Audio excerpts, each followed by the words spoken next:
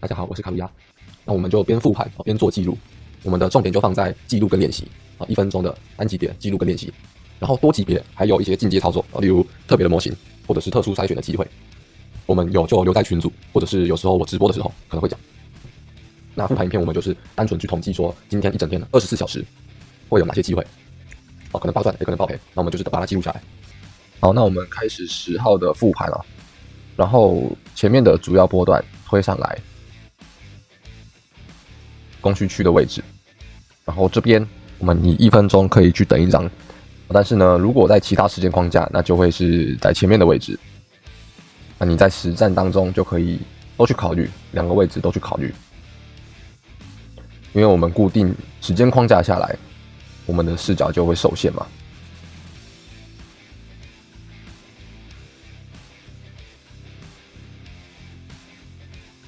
然后向上打了一个 sweep。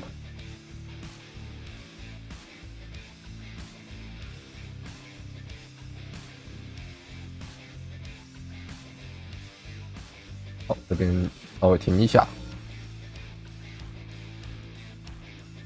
这里下面是流动性池，然后前面这边其实是可以等一张的。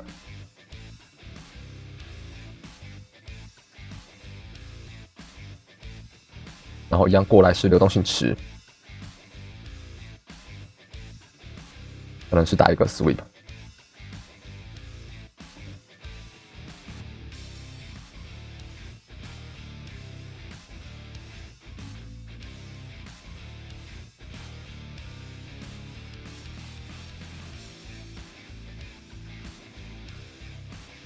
好，这里向下走，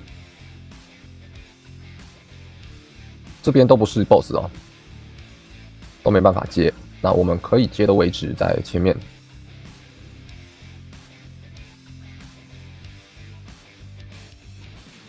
这边中间少了一个，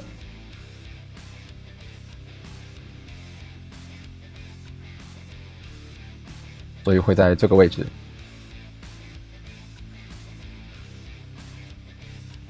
当然建议是市价去进，尤其是你手的点位比较小的情况下，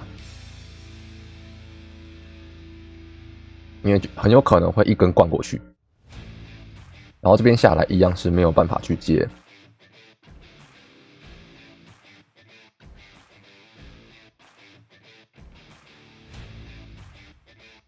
上面主要级别。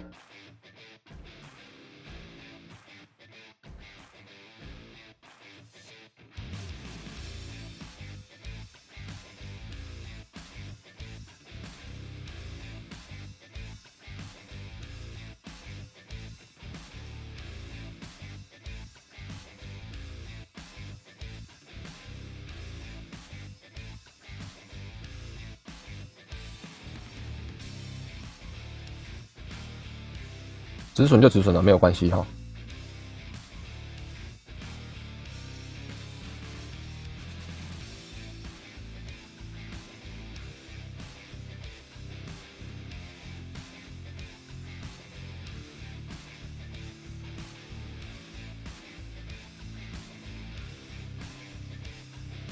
好，这边先给它画起来。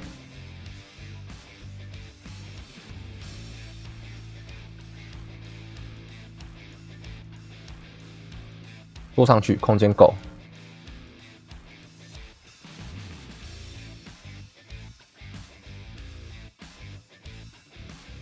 遇到止损都很正常。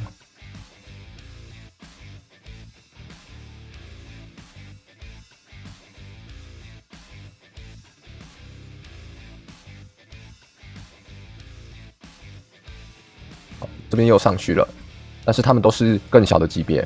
那其实我们看。现在就会有很多个可以去接单的位置，但是如果它下来的话，因为他们是不同级别，那它下来的话，你要全部去接，其实成本上就不合理。那我自己的做法是，激进一点，我在第一个去接；那保守一点，我在离最远的这一个去等。除非它后续往上把所有级别都合并了，那我们就是只会看最后一个嘛。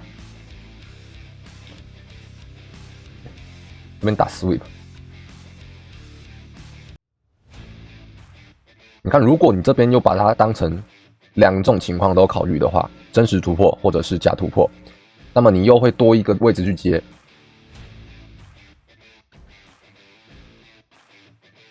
这边其实也算一个，因为这一个还有里面的这个，他们是不同级别，所以这样一直分离嘛，一直分离，你就会有很多个位置要去等，那成本上就不合理了。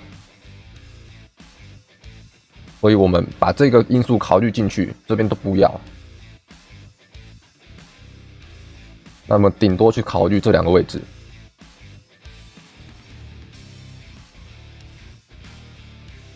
因为从这边开始不断的分离，不断的分离嘛，那么他要去寻找平衡，就是要把这些分离出来的，一次把它合并掉，要么全部破坏掉，然后再找一个新的位置，或者是在上面再合并，继续往上打。所以我们要在一个成本位好一点的位置去等。好，但是如果空单走出来，我们一样是可以去找机会进的，空单的机会。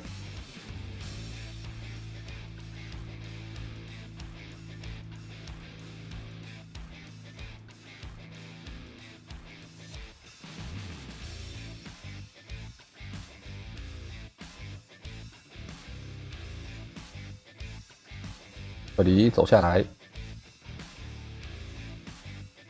然后一样这个位置是一个内爆的级别，我就不标了，因为标不完了因为它一直分离嘛，所以要标的话其实标不完了。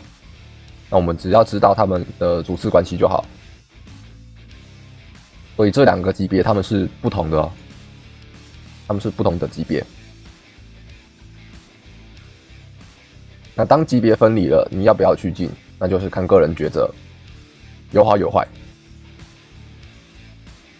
然后合并就是像这个样子，破坏了再重建。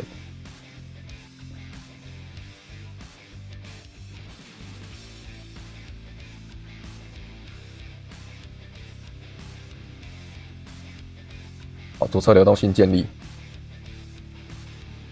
然后刚刚讲的下面两个位置去等嘛，成本好的位置。然后像这一档机会啊，是可以拿上去的。然后反向段去尊重一下，开个对冲单。那如果往下走，下面一样去等嘛，主要级别的位置一样去等。